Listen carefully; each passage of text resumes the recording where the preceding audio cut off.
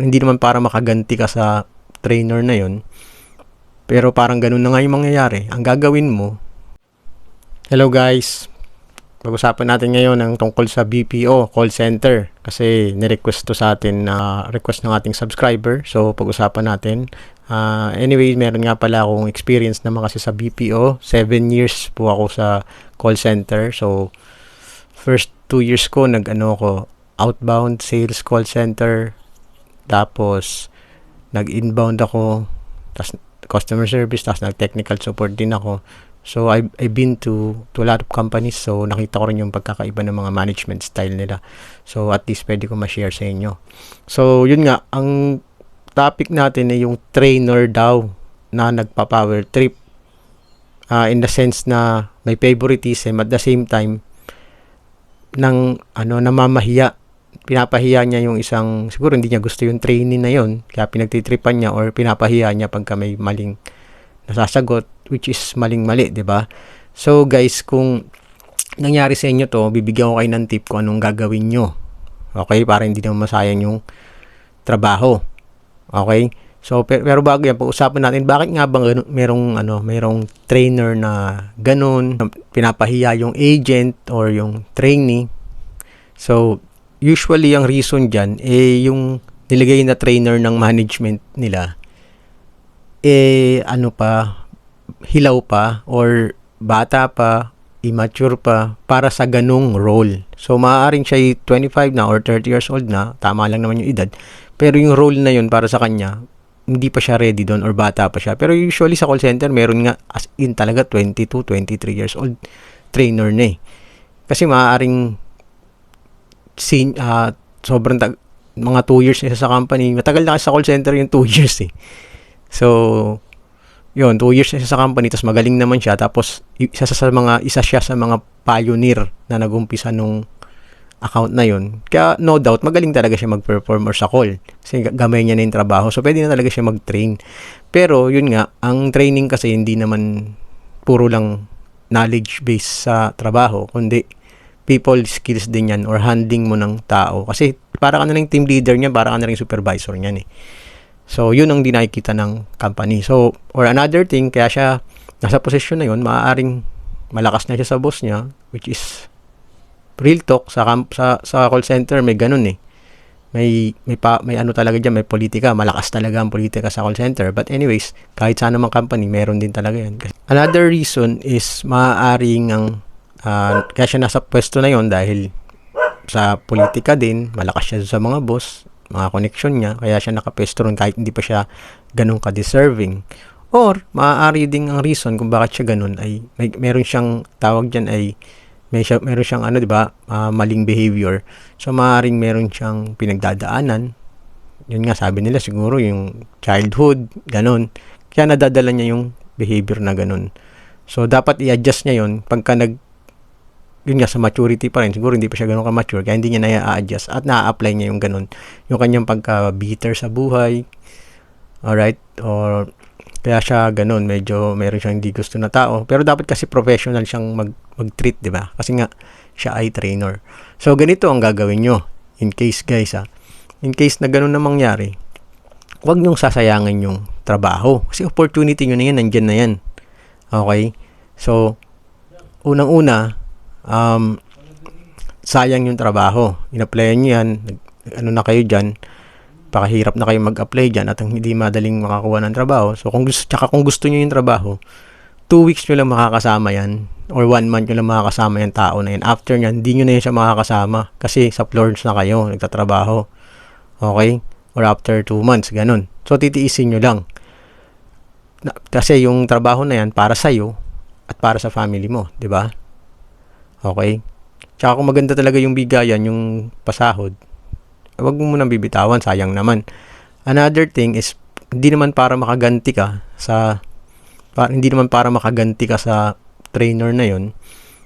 Pero parang ganun na nga yung mangyayari. Ang gagawin mo, pagka willing ka na, imbis na willing ka nang mag-awol or mag-abandon ng trabaho mo, nang di nagpapaalam or gusto mo mag-resign naman dahil nga doon, ang gagawin mo ay maging honest ka sa sarili mo at sa mga boss.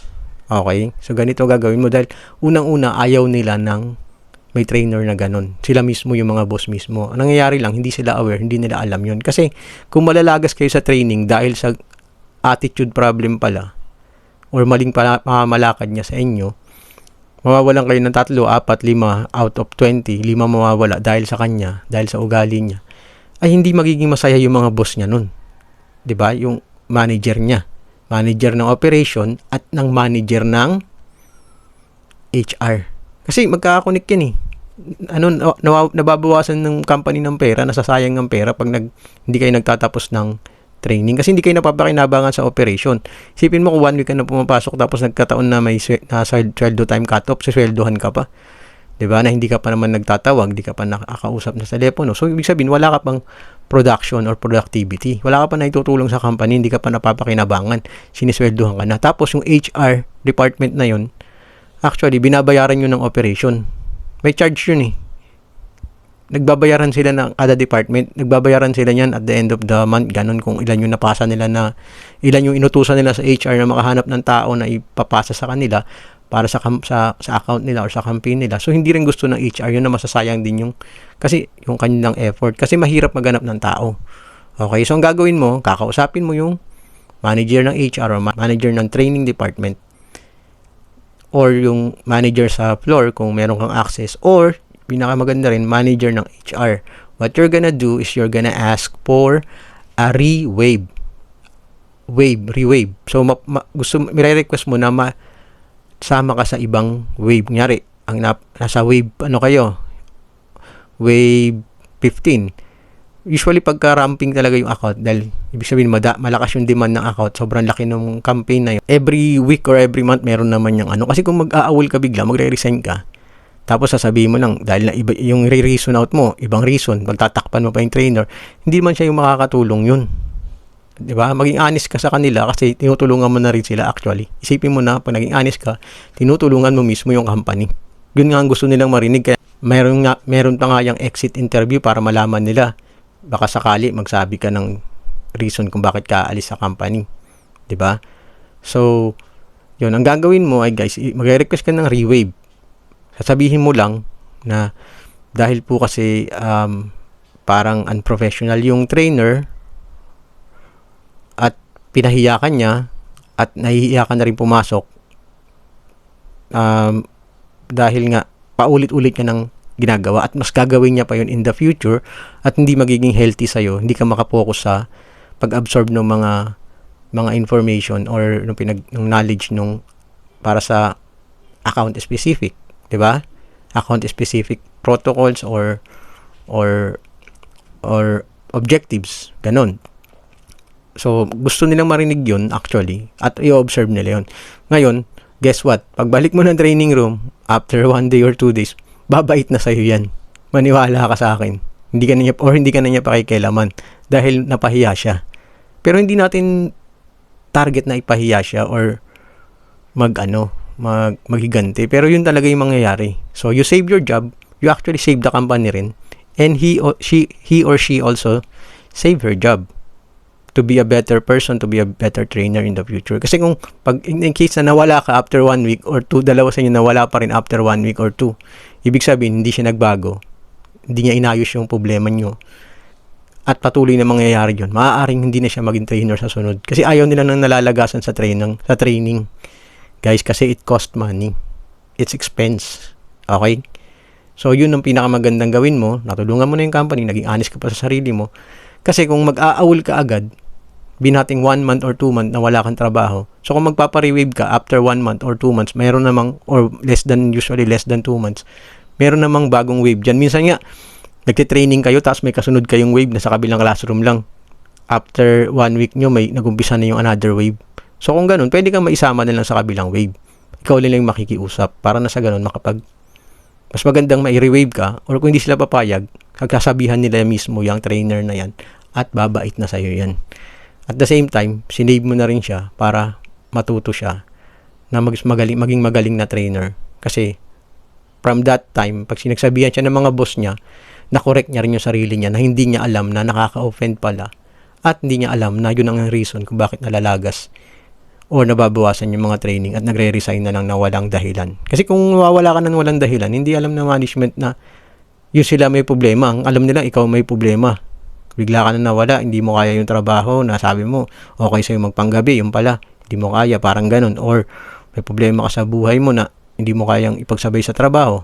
Tapos sabi, o kaya nag-apply ka, sabi mo kaya mo magpuyat, yung pala hindi mo kaya. Yun ang magiging question nila or nahirapan ka sa campaign, which is kung alam na mo naman na kayang-kaya mo sa training pa lang, alam mo na kayang-kaya mo yung product knowledge, yung campaign, your account, at alam mo mag-grow ka. Kasi doon pala sa training, alam mo na, kayang-kaya ko to. Kayang-kaya ko to after 2 weeks or 3 weeks pag malapit na matapos. Kayang-kaya ko to pag nagtrabaho na. Doon makikita mo pa lang na pwede ka may chance ka talaga mag-grow sa company na yon. So, huwag mo sayangin ang future mo na pinag-applyan mo at para sa family mo at yung oras mo. Okay guys, I hope nakatulong yon. Nakatulong yung suggestion ko. Be wise at maging totoo ka sa sarili mo. Okay? At sa company. Bago mo iwanan, kung iwanan mo talaga kung nakapag-desisyon ka na. Kasi maaaring yun ang magsisave sa'yo. Okay guys, at I hope nakatulong to at good luck sa iyong journey sa call center. Take care.